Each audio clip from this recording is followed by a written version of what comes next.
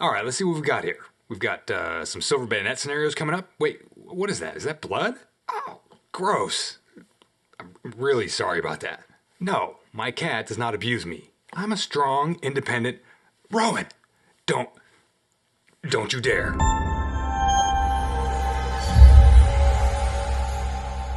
Greetings, good humans, and welcome to Tabletop Alchemy, where sometimes we actually make some terrain, or, we buy some and paint it up. And we thank our patrons for their steadfast support during these times of dangerous cat wrangling, amongst other things. So, today we're doing some speed terraining, or speed painting terrain. Speeding, we're just trying to do stuff fast. We're just getting some various pieces for the table put together for upcoming tabletop games. I'm pulling some stuff out of the Pile of Opportunity Terrain Edition that I've had for a while, and I purchased here and there and at different times, etc. So let me show you what I got. First off, I think I got these resin tents here on Etsy. I think I just saw them during some random search for tabletop terrain one day and thought the sculpts were pretty dang cool. They're cool enough that they really deserve a much better attention to detail than I'm going to give them today. I mean, check them out. They're not just like simple triangles of flat canvas, right? They've got like stitched tied tent walls and protruding roped together stick frames and some kind of like netting material draped across the tops, like fur piles or like fur piles. Give me some of them fur piles, like fur or piles of leaves and rocks situated around the bases. They're really pretty nice, and they must have been quite a pain to mold up in one piece, too. Alright, so we've got two different sizes. I'm not sure why they sculpted the weird detail at the entrances. That just seems like they should have just, like sculpted closed flaps to make the interiors nondescript, but, whatever. These will be great on the table, right? Okay, here's a resin bridge I thought was 3D printed when I bought it. I got this a long time ago. I have no idea where it came from. Could have been Etsy or eBay. I just don't remember. But it's not like the normal resin like the tents are. It's much more plasticky, but on the bottom you can see air holes and there are seams and, the detail is pretty nice though. It's really lightweight. It's a great size for 28mm miniatures, and it should work great with the next thing I've got that we'll need for an upcoming silver bayonet scenario, which is this pack of river pieces I found on Amazon a couple years ago. I got it because it was super cheap, like $25 I think for all these 3D printed parts, and I was like, that's cheap enough to get even if it sucks. So let's check it all out. We got a bunch of straight pieces, which are all S-curved but function as straightaways. 6 full width, which is actually only about 2 inches wide, so this is really much more of a stream than a river. But we're not going to care about nonsense like that. We're gamers. Come on. And there are 3 pieces of an alternate sculpt for the straightaways that really do narrow down like streams, but the ends are all sculpted to match up perfectly, so that's pretty cool. These are definitely PLA printed. There's the typical terrible grow lines, but again, we're not going to care. $25 for a pretty big river system, to me, that makes them totally great. Alright, we got a bunch of these like 70-degree curves or elbows, 10 of them to be exact. Cool. They look good, and they can match up, again, perfectly with the other pieces and can be laid out in either direction. Used with the straightaways, they can make a pretty good looking river stream layout, but I'm noticing that these things do not hold themselves together in any way. They probably need magnets. I'd like to install some, and even though the ends are pretty shallow, I think that would be doable. But not for this video. I don't have the time this week to do that on top of getting these actually done, so we'll do it in the future. I already ordered some magnets and some set screws that I think will work for these at some point. Oh, nice. We got like 4 90-degree elbows that are much bigger than the smaller curves. That's cool. And 4 end caps, because this river just, ends or starts from a cul-de-sac. All right. So last bag, let's see. We've got some more pieces to vary things up. All right, this is cool. Looks like 2 pond style pieces. That's great. And 2 Y junctions. That's pretty cool. Yeah, overall, these can make some pretty dynamic shapes on the table. But again, magnets are definitely going to be necessary. Let's see how they work with the bridge. Excellent, it all works fine. You gotta have a giant bridge over a tiny stream. That's just how it's done, right? There, we can have a bridge crossing a tiny river next to a campsite. Perfect. Okay, so, yeah, look at the scale of my quote-unquote river next to one of those tents. The river is as wide as a tent. It's a stream, but we're just not going to pay attention to that. Look away. Look away. Okay, so I didn't have the right gear at home to set up a proper camera shot for all this airbrushing, like an overhead shot. I had to make do with what I had available and the time I had available, so we'll see how this goes. I have a bunch of small bottles of Stynylrez primers in different colors, so I thought I'd go with the brown as a good base color for the rivers, since they've got the earth berm edges. Earth berm edges? Yeah. I think that's actually what they are, earth berm. Anyway, evidently I am a master YouTuber because I easily picked the exact best spot for the camera, and I even used the autofocus like a true professional.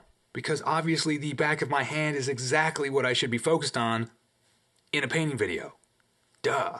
What can I say? I'm awesome. Not only that, but after I noticed the autofocus was maybe not the smartest move, I heroically turned off the autofocus and didn't do a single thing to change the camera angle itself. You're welcome. So, while I primed the bridge, I started multitasking. Meaning I started thinking about how I was going to paint these river pieces and what colors I was going to use, etc. Let me show you priming up the second tent. In the middle of priming that tent, I realized that I haven't painted up anything made out of traditional resin, meaning not 3D printed, in quite a while, and I totally forgot to wash the tent pieces. Why would I need to wash the tent pieces? Why, to remove the mold release, of course. We all know that. Paint doesn't stick to mold release very well, and yeah, I remembered all this when the paint stopped sticking. So, what would you do in a situation like this? Keep right on priming? Bingo! That's exactly what I did. Geniuses think alike.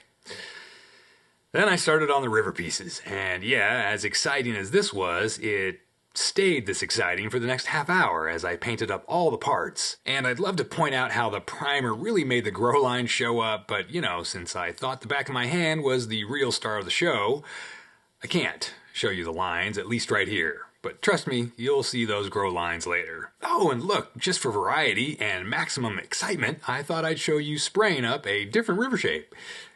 That's exciting, right? And then I kept recording, just to show you more exciting variety. Piece after piece after piece.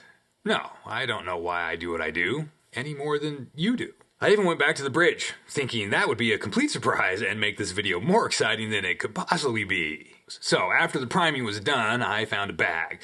Literally a plastic grocery bag full of Army Painter airbrush paints that I bought like 4 years ago. I thought they would be fun to use since I haven't really painted with the airbrush other than priming.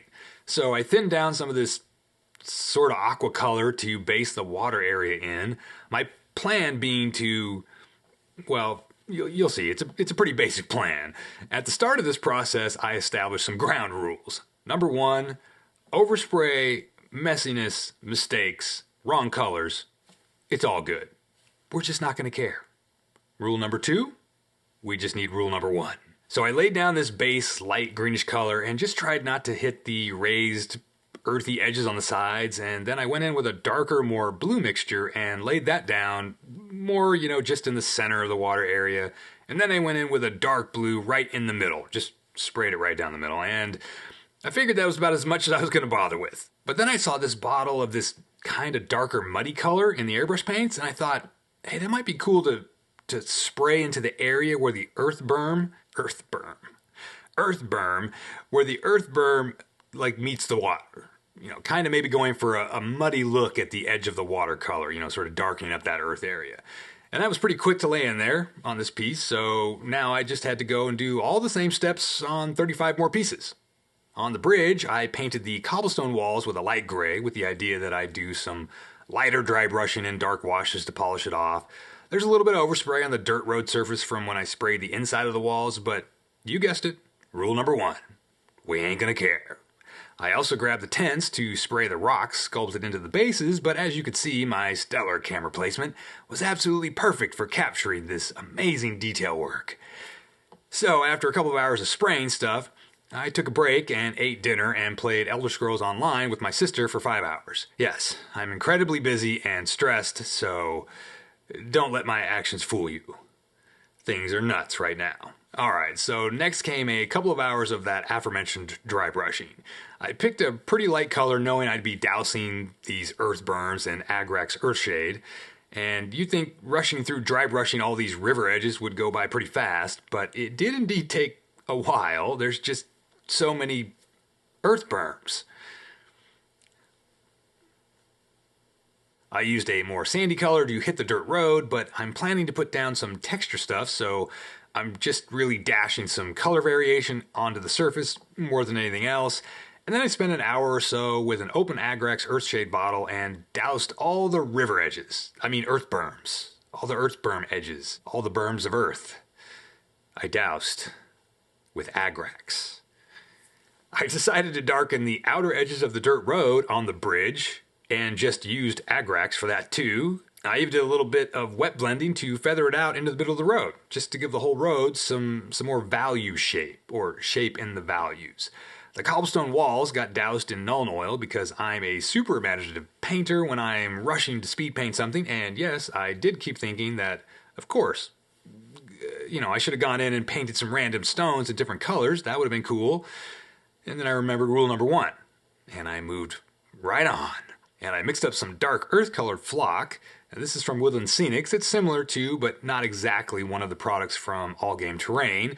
But I wanted to get a little bit of green into the dark color, so I mixed in some green leafy flock from a different company that I don't remember the name of. It might be Noch, which is N-O-C-H. They make some cool terrain stuff, and I know I've gotten stuff from them before, but I dump it into those tubs, so I don't have the packaging anymore. But I figured this would just be like the weeds growing up along the walls, and so I just put down some watered down PVA glue and sprinkled it in there. I left some gaps just for randomness and for some areas to put tufts down in.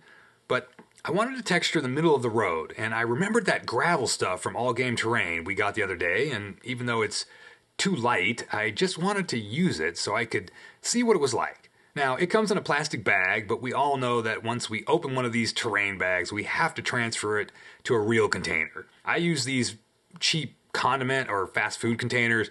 They come in a variety of sizes and in sleeves of like 50 or 100, and I get them at Smart and Final, and I just use them for literally everything. They're super convenient.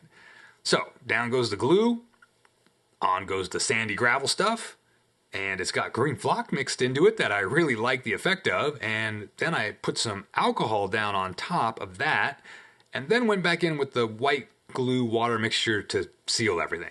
And now the bridge road looks dumb because the dark base color and the light gravel is too contrasty, so I tried to save it a little bit by adding between the two colors a sort of middle of the road dull green flock, and then I referred myself to rule number 1 and moved right along. I have these sort of bigger tufts from Gamer Grass and thought they would be cool to tuck in to the sides of the road next to the walls. Yeah, they look pretty good.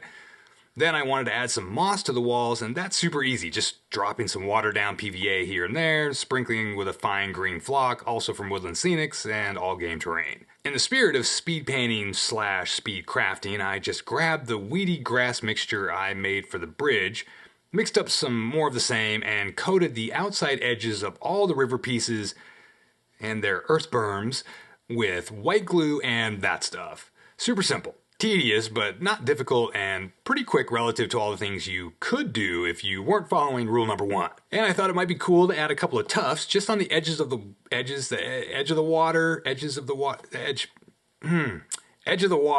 each of the river pieces. I don't know. I just thought it'd be kind of cool. I like putting tufts down, and whatever. I just did it. Put the tufts down in the water. It's fine. And now for the coup de grace. The gloss for the water. Are we going to use UV resin? Or some scenic terrain water material? Or gel medium? No. We're just going to paint gloss varnish over the water area. And, maybe lick it up onto the sides of the earth berm a bit. Like it's, wet mud or something. I painted one of the cul-de-sacs first as a test piece just to make sure, that it was going to look right. So while that dried, I remembered the tents and I got out my dry brush again. I dry brushed some tan over the main tent fabric areas and then some light gray over the stones around the edges. And then I wanted to get some color onto the tents and kept thinking some green and some autumn colors would look cool. I don't know why, that's just what occurred to me, and so I ran with it. I used some Vallejo Express colors to put down green over some of this weird netting texture areas on the tents, and then some orangey brown for this furry area. I feel like based on the sculpted design of the tents, these are supposed to be, pretty medieval in feel. And this area I'm putting the orange on is probably supposed to be animal fur of some kind, but the texture there kept reminding me of fallen leaves, so I thought some autumn colors would be cool there, even if it doesn't make sense. Then I null and oiled the stones, because that's the kind of video this is today, and then I checked the test piece with the dry gloss, and I thought, yeah, this will work just fine. So I dropped that gloss varnish on all the river pieces and just smoothed it all over the water areas, and that went really quick, super easy to do. I let everything dry, and here's the results. This is all fine. Stupendous? No. Wonderful? No. Amazing? Nah. Done? Yes. And that is stupendously wonderful and amazing. So yeah, we have a bridge and a river that can be customized into whatever shape we want on the tabletop. And we've got a couple of tents for the Les Chasseurs de Cauchemars campsite. I mean, yes, it's still basically a stream, and it's just occurring to me right now that this river set is probably for a different scale of model. Like, it's probably scaled for 10 millimeter, or whatever that tiny epic scale is. I literally just thought of that. All I can say is I'm glad this is done. We'll make it work. And maybe someday I'll, make a actual 28 millimeter scale river bed sort of thing. In fact, I will do that for sure, because I'd like to use some resin and things like that. Anyway, we'll get there. Les Chasseurs de Cauchemars is going to face a stream. But, streams can be dangerous. Right?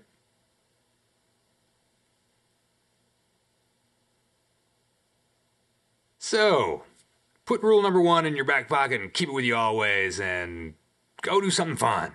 Speed paint some terrain. Paint a model. I don't know. Rule number 1 makes things happen. See ya.